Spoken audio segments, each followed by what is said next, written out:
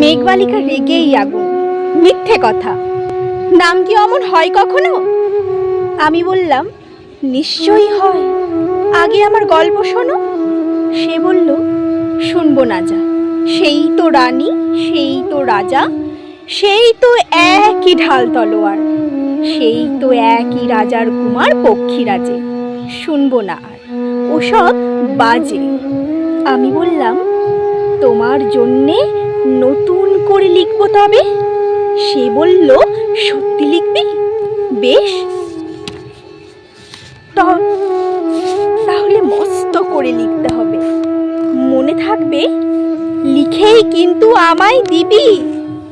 আমি বললাম, তোমার জন্যে লিখতে পারি এক পৃথিবী। লিখতে লিখতে লেখা যখন সবে মাত্র ২-৪ পাতা, হঠাৎ তখন ভূত চাপলো আমার মাথায়। খুঁজতে খুঁজতে চলে গেলাম ছোটবেলার মেঘের মাঠে। গিয়েই দেখি চীনা মুখ তো একটিও নেই তল্লাটে।